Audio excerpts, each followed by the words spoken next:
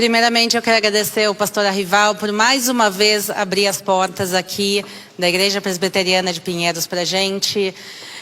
É realmente sempre uma alegria para mim estar aqui de volta no Brasil. Eu sou brasileira, apesar do sotaque. E realmente estou aqui de passagem em São Paulo e essa vai ser minha única palestra aqui em São Paulo. E eu quero agradecer de todo o coração a vocês realmente por estarem aqui, por pegarem um tempo de vocês. Eu sei que todo mundo tem compromissos, filhos, netos, trabalho, e pegar essas horas para estar aqui com a gente, para ouvir sobre Israel, para ouvir sobre a história de Israel. Realmente eu fico muito honrada de cada um de vocês estar aqui. Então agora sim, shalom. Shalom. Hoje a gente vai falar de algo que realmente desafia a lógica. E a gente vai tentar buscar a resposta para uma pergunta bem difícil ao longo da nossa palestra. A gente vai falar hoje sobre a história de Israel, sobre uma história que não se apaga. A gente pode olhar para esse mapa, a gente está falando aqui do período do ferro aproximadamente, a gente pode ver que vocês conseguem olhar lá em cima? Sim? A gente pode olhar lá em cima que tem vários e vários impérios antigos no mundo antigo. A gente fala dos amonitas, dos edomitas, dos moabitas, dos amalequitas. E não só se a gente olhar para essa região, mas para vários dos impérios do mundo antigo, dos grandes impérios, dos babilônicos aos romanos. Eu estou fazendo alguma coisa errada com o microfone? Não sou eu, tá bom. Então, se a gente olha para todos esses grandes... É o caminho demais, eu acho que eu sou realmente o problema. Então, se nós olhamos para todos esses grandes impérios do mundo antigo, onde eles estão hoje? Nas páginas dos livros de história. Sobraram simplesmente ruínas. E os relatos deles contados por outras pessoas. Nenhum dos grandes impérios do mundo antigo que nós falamos sobreviveram aos dias de hoje. Mas Aline, Roma existe até os dias de hoje, como assim o Império Romano desapareceu? Roma hoje em dia fala outro idioma, outras vestimentas, outra cultura e principalmente outra religião. A mesma coisa se a gente olha para o Egito. O Egito continua existindo. Há descendentes dos egípcios antigos vivos até os dias de hoje. Quer dizer, parte do Egito de hoje em dia é descendente dos egípcios que construíram as pirâmides. Mas, culturalmente, religiosamente, eles estão completamente desconectados. Quer dizer, os impérios desapareceram. E, tendo dito isso, tem um povo que foi perseguido dentro e fora de sua terra.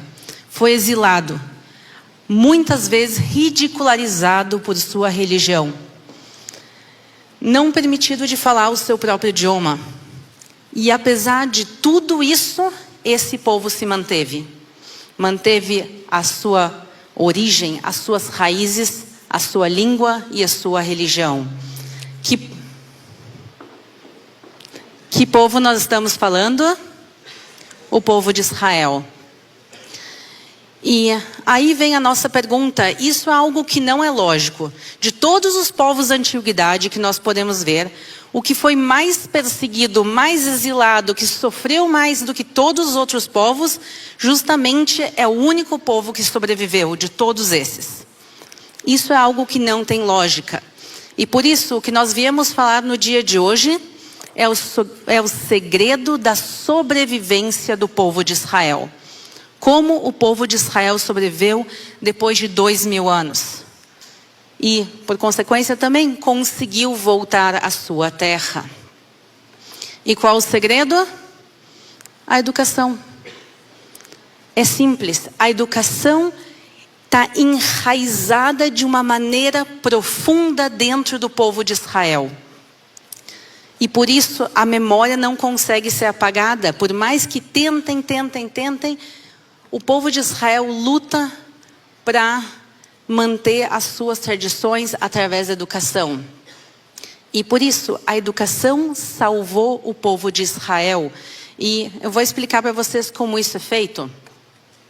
Mas antes eu quero falar de vocês. Antes de eu falar de mim, vamos falar um pouco de vocês. Quem aqui sabe onde os seus pais nasceram? Em que cidade? Podem levantar a mão, não tem vergonha. A grande maioria. Quem sabe onde os seus avós nasceram? Bisavós? Tataravós? Começa a ficar engraçado, mas a gente está falando há o quê? 150 anos atrás? Quando a gente fala da história do povo de Israel, a gente está falando de uma história de mais de 3.000 anos. E aqui a gente está falando de 150 anos e pouquíssimos de nós vão saber a cidade onde os seus tataravós nasceram, o nome dos seus bisavós, às vezes as pessoas não sabem. Isso porque é muito fácil esquecer. É até mesmo natural. A gente sabe, se a gente não luta para preservar a memória ativamente, as coisas se vão esquecendo e a gente vê isso.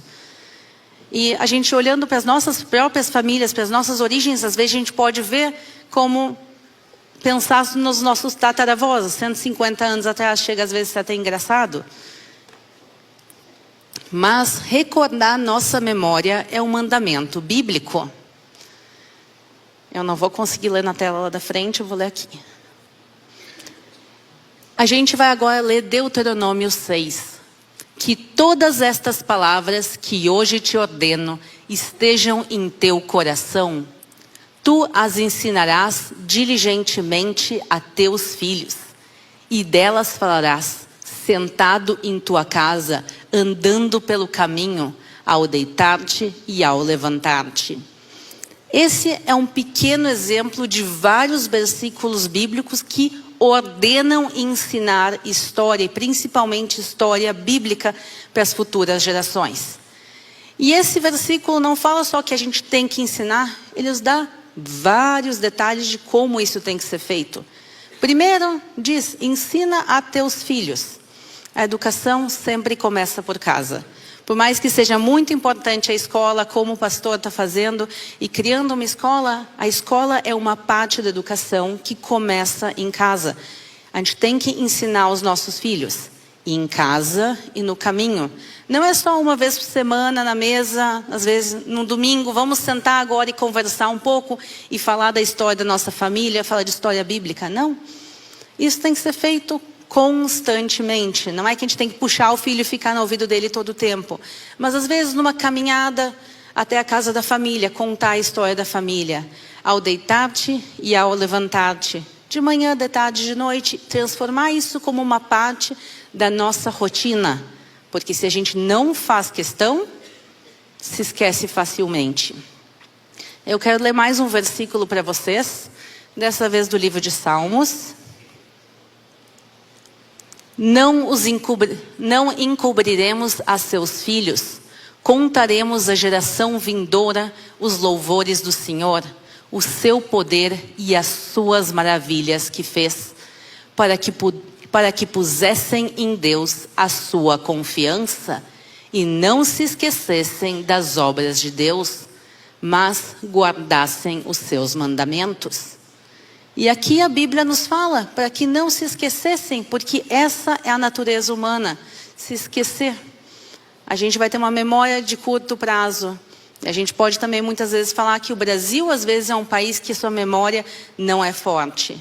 E por isso a Bíblia fala, ensinem para que não se esqueçam. E o que eu vou falar agora para vocês, pessoal, é como o judaísmo lida com educação. E a primeira pergunta é, quando a educação começa? Eu estou vendo aqui crianças pequenas, algumas já bem maiores. Com que idade a gente tem que começar a educação? E o judaísmo diz, desde o nascimento. Tem que ser tudo feito, nunca à força, nunca de uma maneira dura, mas desde que a criança nasce. Em Israel se costuma recitar salmos, ainda para bebês pequenos. Se costuma também fazer o Shema Israel, que é uma oração bíblica, ouve Israel, Shema Israel Adonai Eloheinu Adonai Echad. E se começa desde as crianças pequenas, ouvindo, e depois com o tempo eles também não vão só ouvir, eles vão participar. E o estudo, o ensino na realidade ativo da Bíblia começa a crianças normalmente entre 3 e 5 anos.